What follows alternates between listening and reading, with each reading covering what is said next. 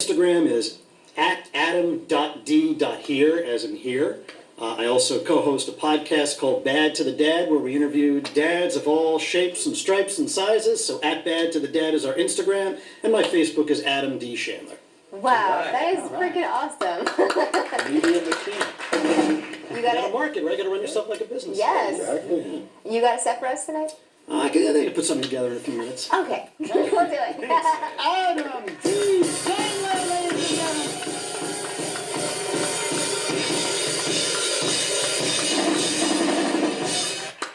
And I look at Freddie, and all I can think of is, let's make Freddie great again. He likes that. Well, if I knew there were going to be so many people here, I would have brought my t-shirt cannon. Because everybody loves free underwear being shot from a plastic tube, right? Mm-hmm. The other day I was at a sporting event and I saw a constitutional lawyer said, "Get out of my way, pregnant woman, I have to have that t-shirt that says, 'Let's go Devils.'" Those are the same people that get excited when they know which hat the ball is under in the Jumbotron shell game. It's a different world. I don't get it. So, very nice. Great to be here in Staten Island. I have driven through here many times. Great to actually park the car. Speaking of parking and driving, big news for my family, and I thought I would wait till tonight to tell all you fine people. All right. My wife and I are adopting. Woo! We're adopting a highway. Apparently that's something you can do. Just like Madonna goes to Africa and adopts 5 kids, you can adopt a stretch of roadway. So we have an adorable section of the New Jersey Turnpike.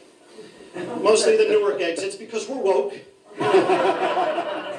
Woke-ish. I'm looking to develop a relationship bond with my highway. So the other day I went out to the Turnpike and I took a ball and I rolled it out to the highway, hoping my highway would roll the ball back. It did not, but that's okay. Maybe it's not into sports. It's all right. But as I was rolling my ball out into the highway, people were honking and screaming at me, saying, "Stop throwing crap out into the highway." And I said, "Maybe you just don't understand the bond that an adoptive father needs to have with his highway." They'll learn. Very excited about developing this relationship with my highway. I'm just a little nervous because I feel like when my highway turns 18, it's going to want to meet its biological highway. I don't know if I can handle that kind of trauma. So I am a dad, and I don't know if that's an achievement or not. It seems like anybody can do it these days. But I am a dad. I love being a dad, but getting very, very nervous because kids are so much smarter than they were at my age. And it has nothing to do with the electronics, even though we call my kids the IT department in the house. But the other day I played Scrabble with my son. And he beat me at Scrabble by the whopping margin of 225 points. Woo! Now my kid is not a genius, so you might be wondering, how did my 13-year-old son beat me, a man of clearly elevated intellect and a way with words, by the whopping margin of 225 points? Here's how a 13-year-old beats you at Scrabble by that margin. When your son, your 13-year-old son, pulls the letters to open up the game with groins, you are not going to win at Scrabble. And he didn't stop there. Building on the S in groins, it was turds, followed by the word farter. Not fart, but farter, as if it's an occupation. Triple word score. I said, "Son, I got to call you out on that. I don't think it's a real word." He said, "Dad, look it up." Sure enough, I did. Thank you, Webster's, for encouraging the Prepubescent Society of America. You're probably wondering what letters I got. I got vowels. And not all the vowels. I got 3 E's, 3 I's, and a U. Do you know what you can spell, Freddie, with 3 E's, 3 I's, and a U? It's got to be Hawaiian. Close. You can spell what you're saying when you're having a stroke. Or maybe the next Shakira song. But if you thought raising young boys was tough. I'm sure I don't have to tell all of you who have teenage girls. This is a nightmare I could never dream of. So if I seem a little shaken up, if I seem a little off my game, if I seem a little unsturdy, it's because I have popped 5 Xanaxes, because my 16-year-old daughter just got her permit, and she only wants to drive with Dad. So when the keys jingle, my wife runs to the next area code. And it's just me. So now every time we get on the highway, my daughter becomes Sandra Bullock in Speed, but I don't get to be Keanu Reeves. I'm every poor bastard on the bus, hoping that Sandra doesn't go under 50. But in my sad reality, I actually hope Dennis Hopper hits the button and blows the whole thing up. I'm glad you laughed at that. Usually when I tell that bit, like, oh, Adam, you went dark there. And I say, yeah, but you've never driven with my daughter. Boys are brazen. You know, you have a teenage daughter, you really appreciate, you know, what a scumbag you were as a teenage boy. Boys are brazen. I don't know.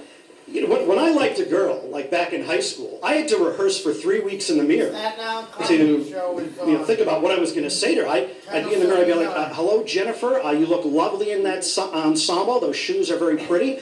I was wondering if you would like to go out with me for a delicious ice cream treat at the Carvel. Perhaps we could split an ice cream saucer, my treat. I thought by being more formal and polite that I would get more dates, but it actually got me more single. But now these guys, there's really nothing to it. The other day, this guy reached out to my daughter and he said, "You're pretty. Let's get Panera." And he didn't even call her. He texted her. And he didn't even spell Panera right. His autocorrect kicked in. "Oh, I think you're pretty. Let's get some Panther." You look like a girl who might like a large black jungle cat. Come on. My goodness. So I know you're all probably wondering, what's it like being named Adam D. Chandler when there's a comedian who does this whole thing perfectly well named Adam Chandler? I'll tell you what it's like. It is like being the prophet, Jesus H. Christ, during the time of that other guy. But you know what? I think there's enough miracles to go around. You had Jesus, you had the Jesus. Sorry, we'll start with him. You had the Jesus who would turn water into wine. And then you had Jesus H. Christ who would turn water into an effervescent lemon lime soda. There's something for everyone. You had the Jesus who would give sight to the blind and help the limp walk. And then you had Jesus H. Christ, who just wanted to cure male pattern balding. A miracle for everyone. Folks, you've been great. My name is Adam D. Chandler. Thank you.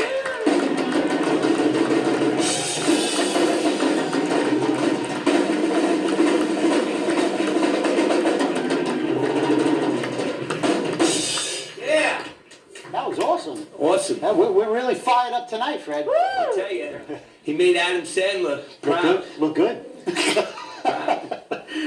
So, we have another thing. Al, I have a question for you. Yeah. The book, the cover, the dynamic cover of this book, it was awesome, right? It was a lot of fun. And you were on the virtual show, and I put together a little bit that you were actually, your face was in the microphone head. Right. Because the whole cover is your face in the microphone head. With a cigar. With a cigar, Right. and you are the microphone. Right. So if they had that rolling ready. Well, that's a funny question, Nevin, because we had a couple of different options originally for how we were going to do the front cover. So initially, the front cover was going to be what the back cover is now, which is a serious photo of me. For lack of a better word, a pensive shot of me at the dinner table with my family. And then we decided to switch it to something a little funnier, since it is a book about my career in stand-up comedy. So Drew Tessier, who produces a great comedy festival at my club and a monthly gay show at the Broadway Comedy Club, and is a great and very talented graphic artist, came up with the design. He also wound up designing the cover for my wife's soon-to-be-released book as well. So he came up with something that incorporated my signature cigar, which I usually smoke, as well as comedy, the microphone head, and my picture. And it came out, and a lot of people loved it, and that's really how it got started.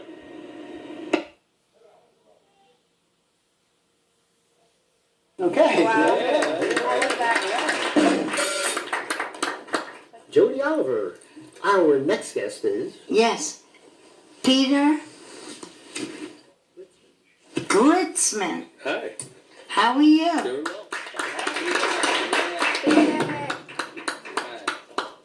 And Peter, how did you get into comedy? I used to have a top secret security clearance in the Pentagon, and I made a dare with another engineer that I could keep the generals awake. Okay. It didn't work. Well, what do you believe sets you apart from other comedians? Social distancing.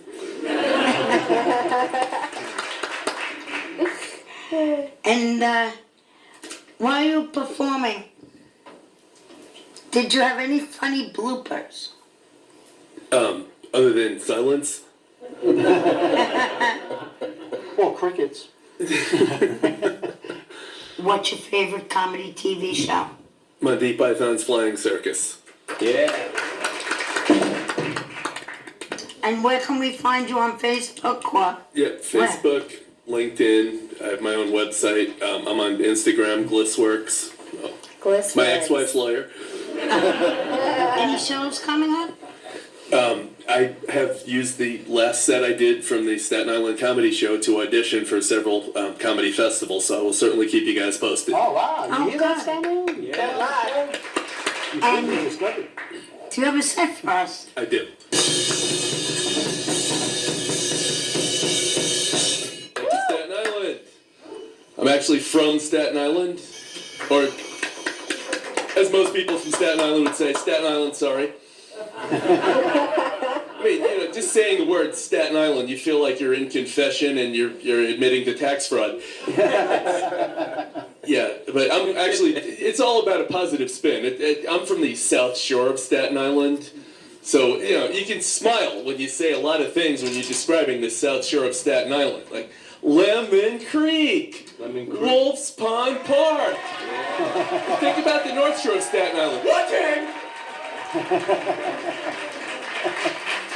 I graduated from Monsignor Farrell High School in 1980, so I grew up on Staten Island in the 1970s. It's a much different world today. Like, if you wanted to meet, I went to an all-boys Catholic high school. If you wanted to meet women who spoke Spanish on Staten Island in 1978, you had to hang out near the courthouse. It's kind of a strange place. But no, I recently turned 60 last Tuesday, thank you. I'd say that I'm dating myself, but at this point it's mostly carbon dating. But I can still do everything I did 40 or more years ago. I still swim. I'm a body surfer. I spent my summer, my birthday weekend at the beach. I still ski in the wintertime. I ride city bike about 800 miles a year. But the only thing I can't do is communicate with younger people. I'm in acting school, which is a whole other story, but every single other student in my acting school is more than half my age. They're in their late 20s. So they invited me out to karaoke night a couple of weeks ago. So I get there, and they're talking about Notorious Big. I thought maybe we were going to film a porn movie. They were asking me about The Killers. I thought maybe there was another school shooting. So finally this one young woman says, "Do you know that song by Meatloaf?" I was like, "You mean Paradise by the Dashboard Light?" She starts jumping up and down. Oh, can we do a duet? I said, "Yeah, little point of reference. St. George Theater, March 1978. A Meatloaf concert was my first date." And she said, "Well, it's more than 40 years before I was born." That was pretty bad. That was kind of embarrassing. But, I'm okay. I mean, the way I look at it, I try to put a positive spin on things. I'm over 60. I used to drink in old man's bars. Now I drink in bars. I used to date older women. Now I date women. I'm pitching a reality show about my sex life. Antiques Roadshow. No, I've taken stock of my life. I've had a lot of success, a lot of failure, mainly in comedy. But I'm divorced, thanks. Twice, thanks. So first time I got married was 1990. Second time I got married was 2012. So I had a lot of time during the pandemic to listen to a lot of music. And it occurred to me, the first time I was married to the band Nirvana.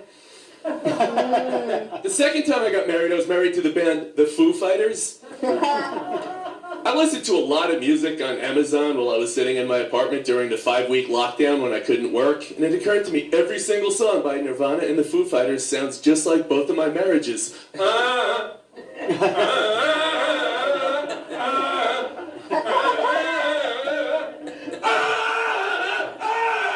Guitar solo. Take away the guitar solos. That's both of my marriages. My second ex-wife heard me do that set. She called me up. She said, "It didn't sound like that." Yes, it did. She said, "Well, I didn't really want to be your trophy wife. I wanted to be a partner." Why? Dave Grohl was the drummer in Nirvana. He's the leader of the Foo Fighters. He had a partner in Nirvana named Kurt Cobain. You know what he did? He put a gun to his stomach and pulled the trigger. Dave Grohl had a partner in the Foo Fighters named Taylor Hawkins. He was the drummer. You know what he did? He died of a drug overdose. Partnership is not all it's cracked up to be. This is what I'm going to say about relationships. Don't be in a relationship. If you're going to be in a relationship, don't get married. If you're going to get married, don't have kids. And if you have kids, make sure they're criminals. Have you ever heard of a reform school shooting? Maybe I just overthink these things. I'm an engineer. I haven't always been an engineer. I thought about becoming a mortician because I like sex. When I was a little kid, I told my parents I wanted to study anthropology. My father went apeshit. In graduate school, I took a course in evolution. I felt like a fish out of water. So I went to Catholic school for 12 years, also known as atheist prep. You guys know about Catholics? You touch yourself, you're going to hell. You touch little boys, you're going to Boston. Oh, man. Catholics are big on funerals. Personally, I'm going to get cremated. I like to think outside the box. Catholics like pain. You know how much Catholics like pain? They took the Bible and they added more chapters. So I'm a failed actor, thanks. I don't take direction well. I was at a commercial audition. This casting director says, "Can you be a little more Catholic?" I forgave him. There's a problem with acting. There's the craft of acting, and there's the business of acting. And when you're at school for the craft of acting, you just spend a lot of time making friends that talk about something they can't do, which is act. When you're at school for the business of acting, you hear people talk about things that they don't do, which is earn a living as an actor. But I think I'm starting to get the hang of it after 24 years of attempting to do this. Have you guys seen a demonstration of the craft of acting? Now, o'er the one-half world, nature seems dead, and wicked dreams abuse the curtain's sleep. Witchcraft celebrates pale Hecate's offerings, and withered murder, alarmed by his sentinel, the wolf, whose howls is watched thus with his stealthy pace, with Tarquin's ravishing strides moves like a ghost. You want to see the business of acting? My wife gets my Viagra from Uber Eats.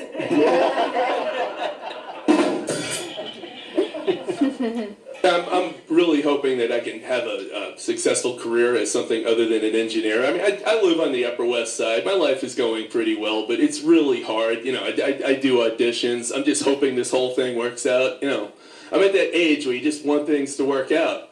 Yeah. Right? So I won't be getting married a third time.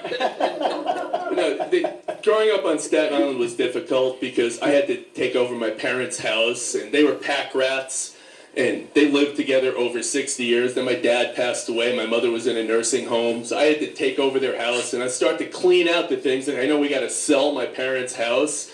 I get in my parents' basement. First thing I saw was 4,000 tote bags. I cleaned them out. You know what I found underneath? 4,000 more tote bags. After my dad passed away, my mother became very religious. But what we didn't know is that she used to go to the Christmas store to get religious figurines, but it was right next door to the liquor store. She was a high-functioning vodka drunk, so she'd come home with these bags of like the baby Jesus, the teenage Jesus, Jesus and Mary, Jesus, Mary, and Joseph. Have you ever seen the Chia Pet Jesus? You smear mud and seeds on his face, 3 days later, Jesus! But underneath, it was Grey Goose, it was Gilby's, it was Beefeater. So it was so weird when I finally got to the point of, I was looking for my dad's ashes, and there was a cardboard box right next to my mother's bed that said religious figurines. And right next to it was this other cardboard box that says dad's ashes. I opened them both up, and they both had empty bottles of vodka. And I thought to myself, where are my dad's ashes? Probably in a tote bag. You guys have been great. My name is Pete Lisbeth. Thank you.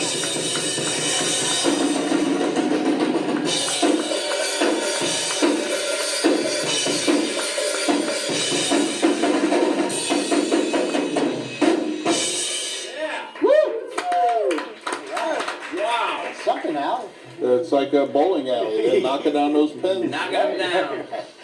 So, Al, let me ask you a final question about the book.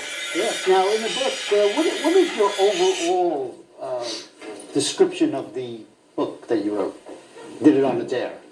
I think it talks a lot about my history in comedy and the people I started with, different interactions with them. Some were positive, some were negative. It talks a lot about the golden rules of comedy. You know, I wanted to make the book interesting to both the comedy world and to the general public who might want to buy the book. So obviously you need the celebrities, Sarah Silverman, Jim Gaffigan, Kevin Hart, the chapters on those people and my interactions with them. And then you also I wanted to give some tips to comedians, as we've done some of them tonight and a lot more of them in the book. Oh, good. So Got to walk that little line. Right. So if you get the book, for inspiring comedians, this is very good. It's good. Yeah, I think it's, you can take all the comedy classes in the world. You could take all the lessons you want. But, I think these little golden rules that I give in the book is probably the greatest bargain you're ever going to get in your life. Awesome. And you're a comedy club owner. You own many comedy clubs in Florida, Right. New York City, a few more than what you have now. Right. I owned the New York Comedy Club, Broadway Comedy Club, Greenwich Village Comedy Club, New York Comedy Club in Boca Raton, Florida. I've managed comedians. I was a comedian. I was on national TV.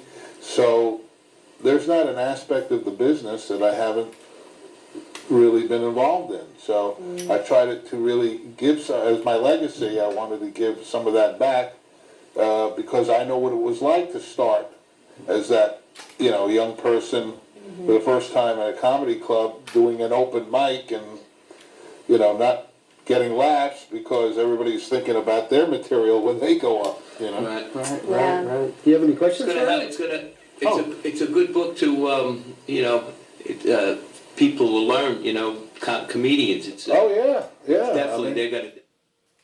I'm one of the only comedy club owners in New York who's actually a comedian. So and the experience you have, it's great. yeah, you work. There's nothing like live, live, doing it live and making mistakes and. Right. There's nobody that's going to be able to give people the advice from both ends of it, having been a comic and what comedy club owners look for. Let's face it, the goal of the comedian is to work the rooms, the comedy clubs. Yeah. So in this book, we discuss what it is I'm looking for in comedians. Okay, well, that's the end of the show. That's really. That's great. Thank you, Al, for all that insight, for your professionalism. Thank you, Miranda Panda. Thank you, Jody Oliver. Thank you, Freddie Kasha. And Freddie Kasha, you're going to roll us out and give some sponsors? Sponsors, AJC The Advisors. Oriental Plaza. Oriental Plaza, Did they Deli provide- Bagel and Deli. Provided the food. How about Bella Beans Cafe? Bella Beans Cafe. They provided the crumb cake The tonight. crumb They cake, got the beautiful best- crumb cake, and the best coffee. The crumb The best cake. coffee in That Staten crumb cake is Island. good. Here we go. Come on, everybody. See you next time. Beans Cafe. 43rd Street, Nate Avenue.